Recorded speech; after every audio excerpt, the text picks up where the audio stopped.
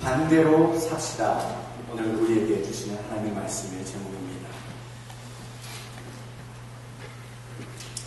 예수를 믿는다고 하는데 주변에서 보니 참 욕심이 가득하고 악이 가득하고 양보가 없고 다른 사람보다는 자신만을 위해 살고 이기적이고 인정이 없고 메마르고 다른 사람을 용서하지 못하고 우리 주변에 있는 분들의 얘기가 아니라 바로 우리의 모습인가 생각이 됩니다. 예수를 믿어 뭔가 달라진 것 같고 뭔가 좀 천사처럼 성자처럼 변화되어 간다라고 느껴졌는데 어느 순간 바라볼 때에 나는 아직 모자라구나, 나는 아직 멀었구나 라고 느껴지는 모습. 계속적으로 더 가지려고 하고요, 더 높아지려고 하고요, 더 커지려고 하고요, 그 경쟁에서 이기려고 하고 배려 없는 삶을 살아가는 나의 모습. 성경에서는 주님께서 분명히 말씀하고 계십니다. 더 나누어져라, 더 낮아져라, 더 남을 섬기라, 더 작아지고 배려하라 라고 우리는 성경을 통해 그 교훈을 늘 받고 듣고 있습니다. 오늘 새신자가 있습니다. 누가복음 19장에 나오는 새신자 삭개오에 대한 이야기입니다.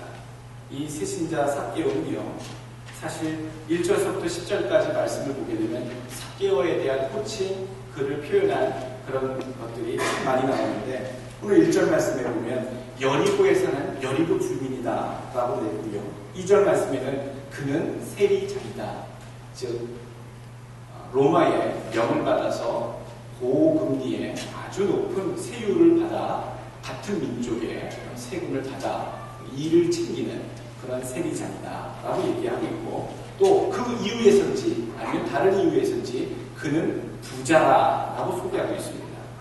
또 4절 말씀을 보면 뽕나무에 올라가서 봐야 할 정도로 키가 작았다라는 얘기를 하고 있고요, 10절 말씀 보게 되면 저 사람들이 삭개오를 향해 생각하는 것은 죄인이다 라고 소개를 하고 있습니다. 또 예수님께서는 그를 소개할 때에 이제는 아브라함의 자손이다, 또 잃어버린 자, 찾아야 할 자라고 오늘 삭개오는 성경에 소개되고 있습니다. 1절부터 9절까지 삭개오에 대한 이런 소개의 호칭들이 나오는데 숨겨진 호칭이 하나 있습니다. 반대로 살기로 작정한 자. 이것이 오늘 본문 가운데 숨겨진 삭개오의 또 다른 소개하는 호칭입니다. 반대로 살기로 작정한 자.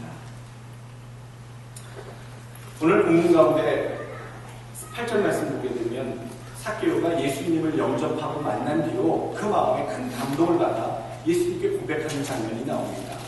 주여 보시옵소서, 내 소유의 절반을 가난한 자들에게 주겠사오며 만일 네 것을 토색하니 속여서 빼앗은 일이 있으면 내가 4배나 갚겠나이다 라고 주님께 고백을 합니다. 삭개오가 과연 어떠한 이런 변화를 예수님 때문에 겪게 되었는가? 가정을 한번 해봅니다. 삭개오가 예수를 만난 후에도 이렇게 나누겠다고, 사람들에게 자기 재산을 나눠주겠다고 그 약속한 것을 이행하지 않고 주님을 따르겠다라고 한다면, 주님께 행하겠다고 했던 이 약속을 지키지 않는다면, 오늘 9절 말씀에 오늘 구원이 이 집에 이르렀으니 이 사람도 아브라함의 자손이로다 라고 하는 예수님의 선포가 무효가 되는 것입니다. 우리 역사 시간에 그런 얘기를 합니다. 확정된 역사적 사실에 대한 가정, 그 가정은 무의미한 것이다. 일어나지 않은 일입니다. 의미 없는 일이다 라고 얘기하지만, 여러분 오늘 삭개오는 결코 그렇게 살지 않았습니다. 그런데 그런 가정의 상황이 우리의 삶에 지금 질문으로 던져지고 있다는 얘기입니다. 예수를 믿고 영접해서 새롭게 변화된 삶은 주님을 위해 나눠주고 양보하고 선한 삶을 살겠습니다라고 고백한 우리의 삶이 삭개오처럼 진행되어야 하는데, 그 고백대로 약속대로 그렇게 진행되어야 하는데 지금 삭개오의 가정이 우리의 삶에 약속대로 지켜지지 않는 삶이 많이 보여지고 있기 때문에 우리는 오늘 이 삭개오에 대한 이야기를 좀 더 깊이 연구하며 교훈을 찾아야 될 줄로 믿습니다. 야고보서 2장 14절 말씀, 내 형제들아 만일 사람이 믿음이 있노라 하고 행함이 없으면 무슨 이익이 있으리요? 그 믿음이 능히 자기를 구원하겠느냐? 믿음이 있다 하면서 행함이 없으면 그 믿음으로 구원을 받을 수 있겠느냐? 뉘앙스는 구원을 받을 수 없다라고 얘기합니다. 야고보서는 계속 얘기합니다. 2장 17절 말씀, 이와 같이 행함이 없는 믿음은 그 자체가 죽은 것이다. 26절, 영혼 없는 몸이 죽은 것 같이 행함이 없는 믿음은 죽은 것입니다. 우리가 예수를 믿는다고 하면서도요, 주님께 무릎을 꿇고 기도하면서 주님을 위해 살겠다고 하는데도요, 우리의 삶에 나타난 행실, 삶의 변화, 그 증거가 없다면요, 그건 거짓 고백이 되고 맙니다. 거짓 믿음이 되고 마는 거고요. 논리적으로 보게 되면 우리는 스스로 아브라함의 자손이 아닙니다 라고 보여주는 삶이 되고 맙니다. 우리는 죄인의 삶과 의인의 삶을 오가는 사람들이라 생각이 됩니다. 우리의 신분은 의인이 됐지만 옛적 이미 습성화된 죄인 되었을 때의 그 습성이 아직도 남아있어 그것과 의인된 삶 속에서 매일 투쟁하고 매일 실수하고 매일 방황하며 죄를 또 질 수밖에 없는 그런 존재들인 것을 우리가 알고 있습니다. 그런데 한 가지요, 완전치 못하지만 우리는 쫓아가야 합니다. 완전하지 못하지만 애써야 합니다. 의인된 삶이 무엇인지, 내가 믿는다고 하는 그 믿음에 합당한 행함이 있는 삶이 무엇인지에 대해서 힘쓰는 삶을 오늘도 살아야 되고 내일도 살아야 되고, 완전하지 못하지만 100% 다 할 수 없지만 그렇게 살아가야 하는 줄 믿습니다. 애쓰려고 하는 그런 발버둥이 없는 삶은요, 죽음입니다. 나는 정말 날마다 변화하려고, 날마다 말씀에 들은 대로 내 믿음대로 살려고, 큰 믿음의 진모와 성숙은 아직 이루지 못했지만 발버둥 치려고 움직이려고 살아있는가?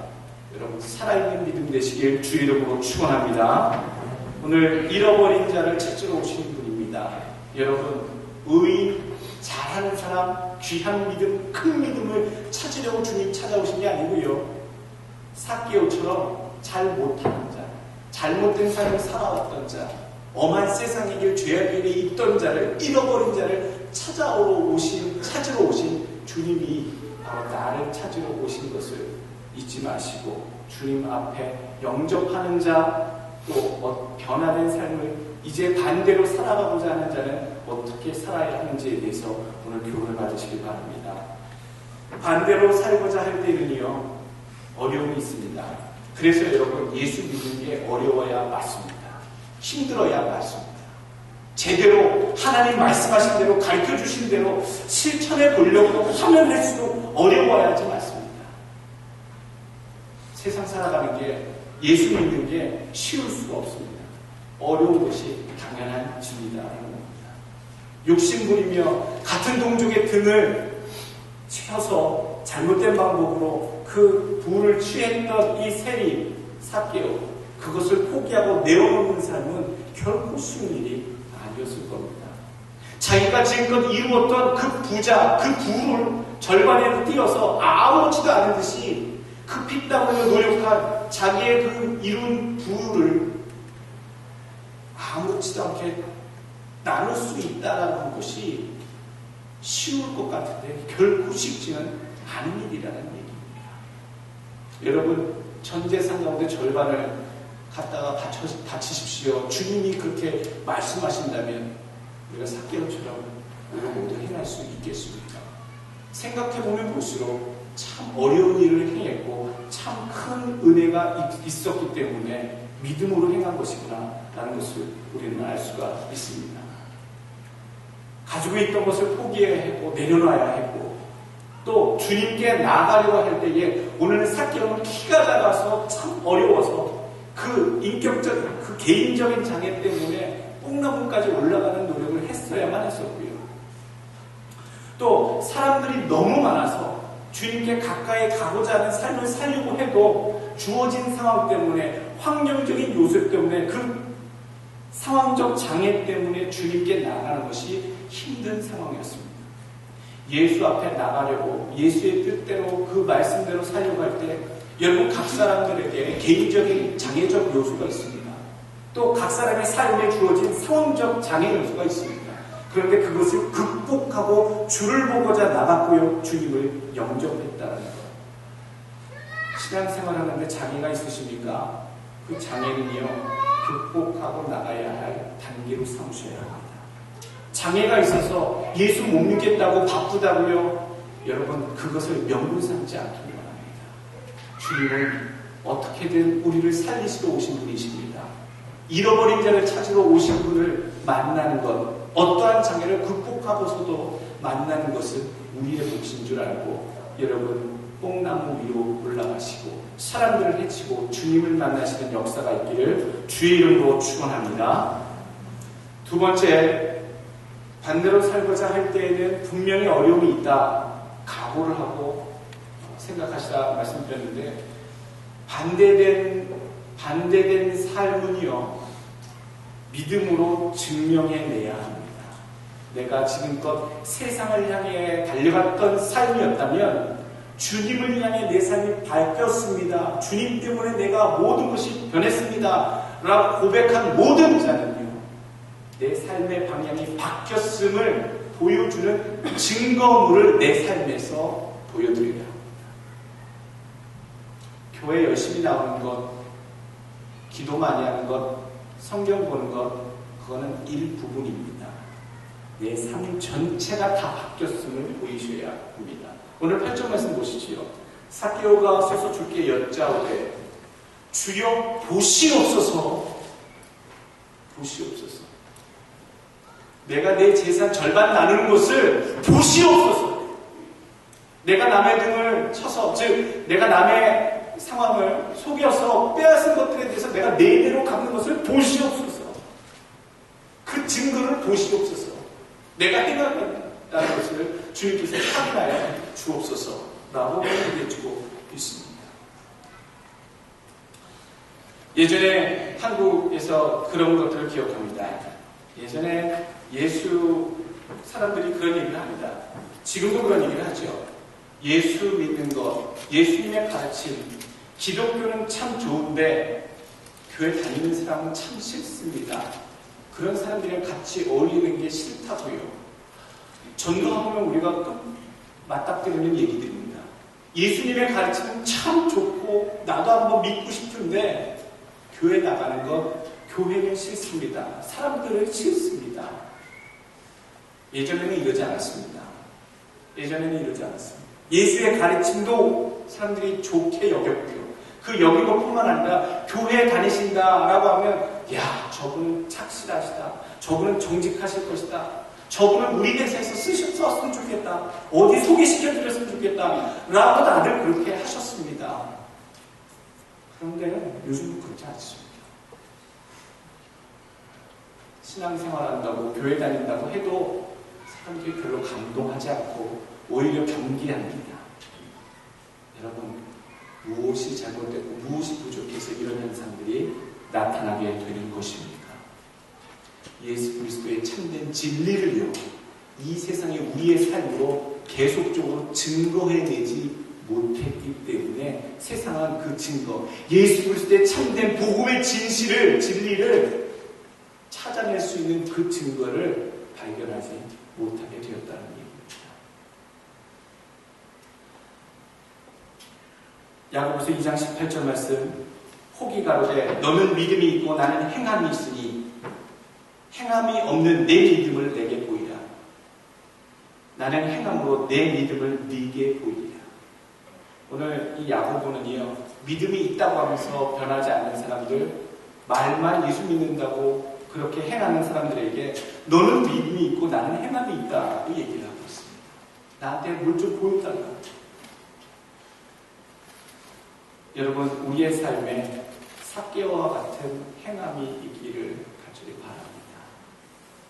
반대된 지금까지 걸어왔던 무의식 중에 살아왔던 세상 예수 안 믿을 때 살아왔던 그 방향에서 반대되는 길로 예수의 길로 접어든 내 삶의 증거물들, 내 행실의 증거물들을 주님 앞에 분명히 보여드려야 하고 세상에 분명히 나타내셔야 합니다. 오늘 세 번째 드리는 말씀은요, 그 믿음을 증명하시는 삶을 사셔야 되는데 절대로 그냥 그렇게 사라지지 않습니다. 우리는 그렇게 안 살아왔기 때문입니다. 우리는 세상을 향해 살아왔고 내 욕심을 향해 살아왔고 내 성공과 부귀와 영화를 위해 살아왔기 때문에 예수 믿었다고 그렇게 깨달음 받았다고 내 습성 자체가 지금까지 살았던 인생이 한순간에 그렇게 확 잘 안 바뀝니다.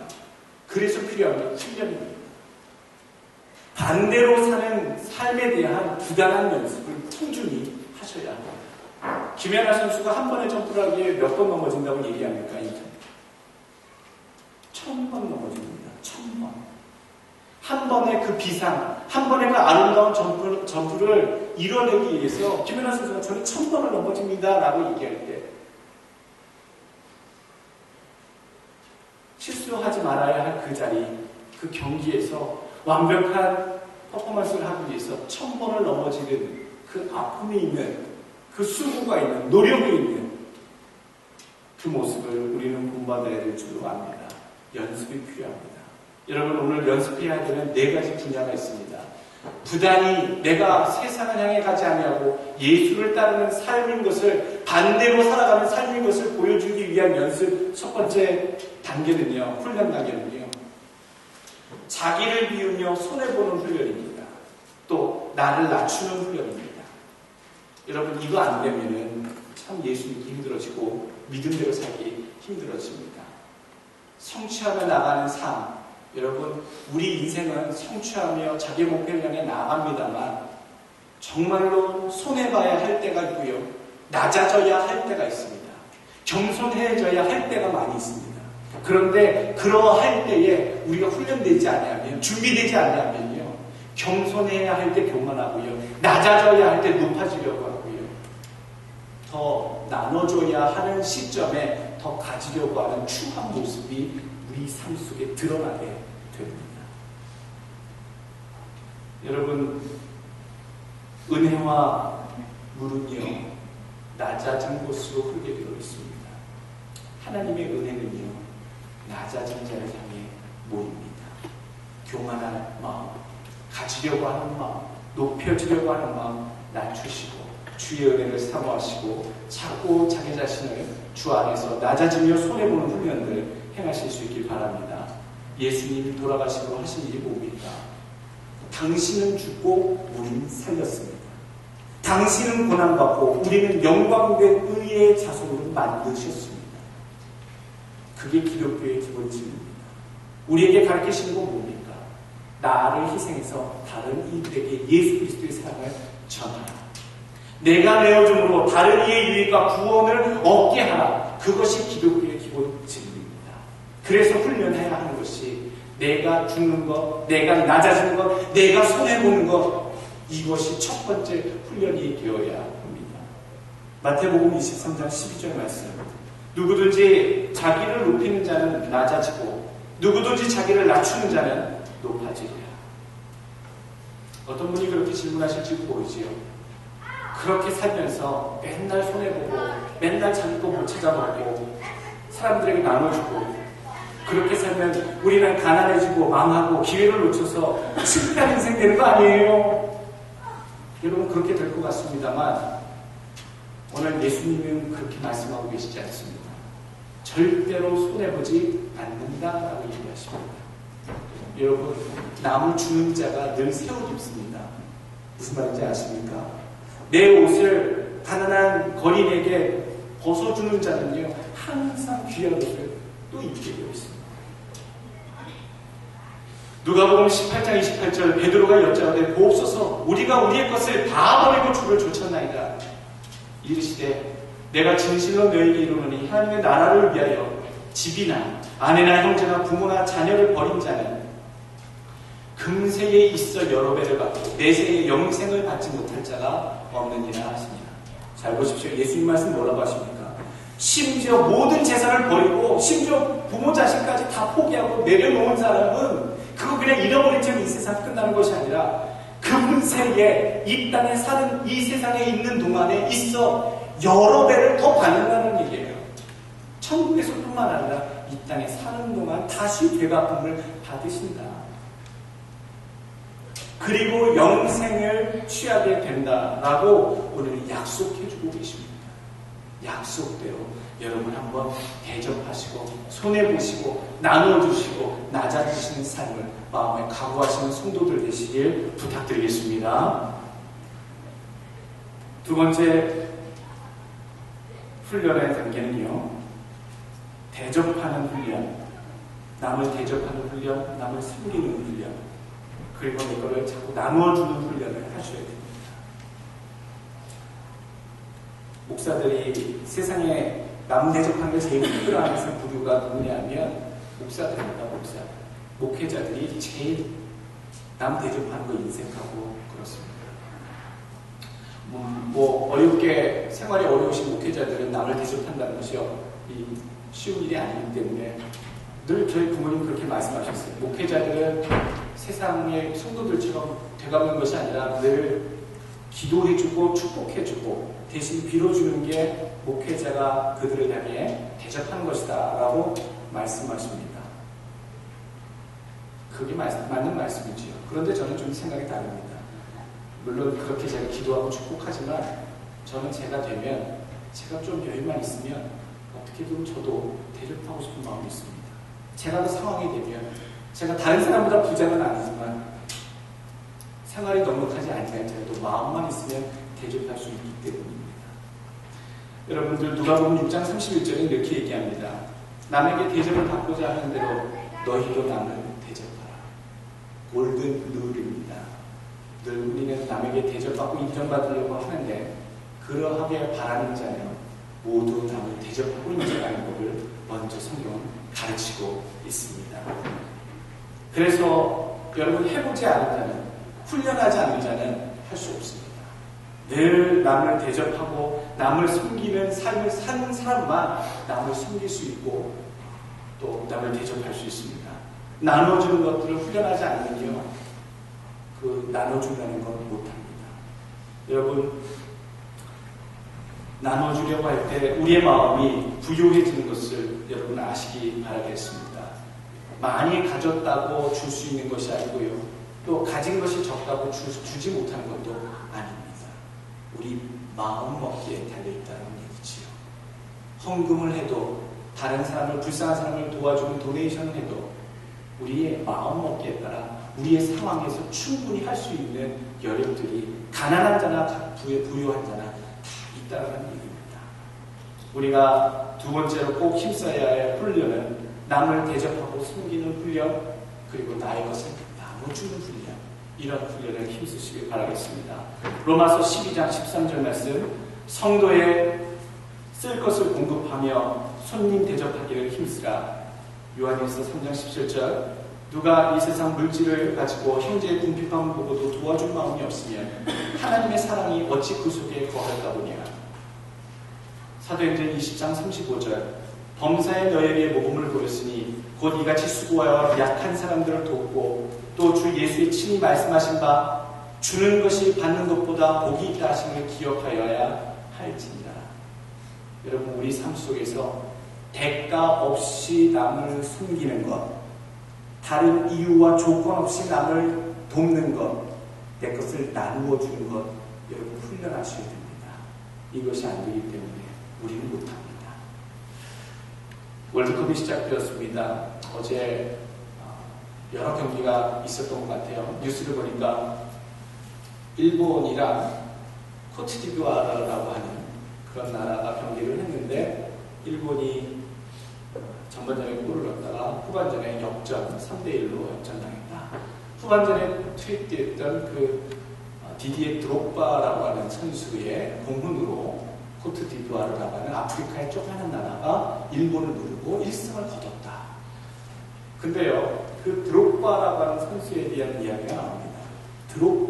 디디에 드록바는 굉장히 축구를 잘해서 일찌감치 그 영국의 프리미리그에 뽑혀서 아주 거액의 1,000만 불 이상의 그런 연봉을 받고 스카웃돼서 프로 무대에 진출했던 사람이고요. 또 코트디부아르 국가대표로서 축구팀을 자기 나라 볼베르 어떤 그 나라의 축구팀을 세계 정상에 참 실력 있는 아프리카의 나라로 키우는 데에 일임을 했던 선수입니다. 별명이 뭔지 아십니까? 검은 예수입니다. 이 사람 1978년생 36살인데 그 사람 별명이 검은 예수고요. 그 선수가 영국 프로리그에서 게임을 할 때는 그 선수가 속한 팀을 위해서 코트디부아르가 전부 다 온 국민이 열광하고 응원한다고 그렇게들 합니다. 그 나라에서는 신이라고 부릅니다. 무슨 일을 했길래 그 젊은 사람이, 그 젊은 축구 선수가 대단한 그런 호칭과 칭호를 받는 것인가? 이 2006년 독일 월드컵 이 코트디부아르가 예선을 겨우 통과하면서 본선에 진출하는 이변을 낳았습니다. 아프리카에 듣도 보지 못했던 그런 작은 나라의 축구팀이 2006년 독일 월드컵에 본선에 진출하니까 많은 사람들의 스포트라이트를 받게 됐고 그 가운데 섰던 이 드록바라고 하는 공훈을 세운 선수가 인터뷰를 하는 순간이 되었습니다. 이 드록바가 그렇게 많은 텔레비전 카메라 앞에서 그렇게 얘기했습니다. 제발 5년 동안 내전에 휩싸여 있는 우리 고국 코트디부아르가 제발 일주일간만이라도 전쟁이 멈췄으면 좋겠습니다. 나의 소망은, 나의 소원은 그것입니다. 라고 그 소망을 얘기했는데 그리고 나서 한 달 만에 반군 지도자와 정부군 간에 일주일 동안 휴전을 했고요. 한 달 만에 그 5년간 이끌어왔던 내전이 종식되었습니다. 여러분 정말로 그것은 신발입니다. 얼마나 놀라운 일입니까? 한 선수의 눈물 어린 그 간절한 인터뷰 그 한마디에 반군 지도자와 정부가 5년 동안 싸웠던 수없이 많은 이재민들과 건물과 사상자를 냈던 비참한 전쟁, 그 나라 조국의 전쟁을 그 선수의 인터뷰로 말미암아 종식시킬 수 있습니다. 그뿐만 아닙니다. 그 연봉으로 받았던 1,000만 달러, 거의 한 100억이 넘는 돈이죠. 120억쯤 되는 그 돈 가운데 오늘 사키오처럼 절반 52만 달러, 520만 달러죠. 약 60억의 자기 재산의 절반을 코트디부아르 정부에 희사를 해서 3,000명이 수용할 수 있는 정부 주관 은행이 아니라 병원을 3,000명을 치료할 수 있는 병원을 세워달라고 그 60억 원, 520만 불을 후원을 했고요. 매년 그 코트디부아르 그 가난한 아이들, 자기 국민들 가운데 어린아이들의 예방접종을 맞출 수 있도록 국민 전체 어린아이들의 예방접종 비용을 이 드록바라고 하는 개인 선수 한 명이 코트디부아르 아이들의 그 비용을 전부 다 낸다라고 합니다. 36살의 축구선수 드록바. 그래서 이 드록바의 별명이 검은 예수입니다. 한 선수가 오늘 사케오처럼 자기가 그 명성과 부를 다 이뤘지만 자기 혼자만의 즐거운 세상으로 따로 사는 것이 아니라 민족의 전쟁 가운데 평화를 구했고요. 또 자기가 얻은 것 가운데 절반을 불쌍한 그 국민들을 돌보는 일에 쓴 아름다운 이야기. 전쟁을 멈췄고 국민의 건강을 챙긴 귀한 선수. 여러분 코트디부아르 게임 계속하게 되면 한번 보십시오. 잘생기지도 않았고 또 총명해 보이지도 않았고 그냥 흔한 흑인입니다만 예수의 심장을 가진 사람이라 생각이 됩니다. 여러분 자신이 가진 것과 처한 위치에 살 수 있는 모든 것을 주님을 위해 우리 할 수 있는 사람이 되시길 간절히 바라겠습니다. 세 번째 훈련해야 될 것은요. 우리 물질욕을 죽이는 훈련해야 됩니다. 좀 더 갖고 싶은 것, 취하고 싶은 것, 하고 싶은 것에 대한 그 마음. 풍요의 세대의 최대 이상이 뭐냐면 물질주의입니다. 또는 배금주의입니다. 어떻게 더 많이 가질까, 벌까, 돈을 내가 더 사업을 성공하든지 취할 수 있을까? 분명히 야고보서 얘기합니다. 너희는 금과 은은 너희 금과 은이 녹이 쓸었으니 금이 녹이 않습니다. 은이 녹이 않습니다. 근데 성경은 얘기합니다. 너희의 얻은 금과 은이 녹슬었으니 이 녹이 너희에게 증거가 되며 불같이 너희 살을 먹으리라. 그 재물 때문에 우리의 살이 파먹힌다는 얘기를 우습게 해주고 있습니다. 너희가 말세에 재물을 쌓아두다. 마태복음 6장 24절 말씀. 하나님과 재물을 겸하여 섬기지 못하느니라. 잠언에는 귀한 말씀들을 계속해 줍니다. 15장 16절. 가산이 적어도 여호와를 경외하는 것이 크게 부하고 번뇌하는 것보다 나으니라. 5장 17절. 여간 채소를 먹으며 서로 사랑하는 것이 살진 소를 먹으며 서로 미워하는 것보다 나으니라. 잠언 16장 8절. 적은 소득이 의를 겸하면 많은 소득이 불의를 겸하는 것보다 나으니라. 16장 9절, 19절. 겸손한 자와 함께하며 마음을 낮추는 것이 교만한 자와 함께하며 탈취물을 나누는 것보다 나으니라. 잠언 17장 1절 말씀. 마른 떡 한 조각을 먹고 있어도 화목하는 것이 육선이 집에 가득하고 다투는 것보다 나으니라. 갖고 싶은 것, 보고 싶은 것, 먹고 싶은 것, 취하고 싶은 것이 가득합니다만 여러분, 내가 취하려고 하는 이 물질욕을 죽이시는 훈련하시길 주의 이름 부탁드리겠습니다. 마지막으로 우리가 힘써야 될 것, 훈련 중에 바라봐야 될 것은요, 주실 상을 바라보라. 훈련만 하면, 고생만 하고 끝나면 여러분 무슨 낙이 있겠습니까? 얼마나 받는 훈련이 지겹고 힘들겠습니까? 마지막으로 훈련을 하면서 마지막으로 내가 꼭 생각해야 될 것, 상이 있다. 주님께서 이것을 이기고 참고 견디는 자에게 주실 놀랄만한 상, 비교할 수 없을 만한 상이 분명히 있음을 여러분 기억하시길 바랍니다. 히브리서 11장 6절 말씀. 믿음이 없이는 기쁘시게 못하나니 하나님께 나아가는 자는 반드시 그가 계신 것과 또한 그가 자기를 찾는 자들에게 상 주신이심을 믿어야 할지니라. 하나님 계시니까요, 훈련 받으시고 나서 모른 척하지 않으십니다. 하나님 상 주신다고 하셨기 때문에 이 훈련의 과정 잘 지키는 자들마다 상 주시는 이심을 여러분 믿으시길 바라겠습니다. 오늘 히브리서 11장 26절 또 말씀합니다. 그리스도를 위하여 받는 능력을 애굽의 모든 보화보다 더 큰 재물로 여겼으니 이는 상 주심을 바라봅니다. 모세의 이야기입니다. 오늘 빌립보서 3장 14절 올해 우리 교회에 주신 믿음의 목표입니다. 표대를 향하여 그리스도 예수 안에서 하나님께서 위에서 부르신 부르심의 상을 위하여 쫓아가노라 라고 얘기합니다. 부르심의 상, 부르신 상, 맡기신 그 부르심의 상을 받을 줄 알고 열심으로 쫓아가시고 훈련받으시고 이 세상을 향해 나갔던 내 인생의 방향을요, 예수님께로 살려고 바꾸시고 노력하시고 세상과는 반대로 살려고 힘쓰시는 여러분들의 삶이 믿음의 삶이 되시기를 주의 이름으로 축원합니다.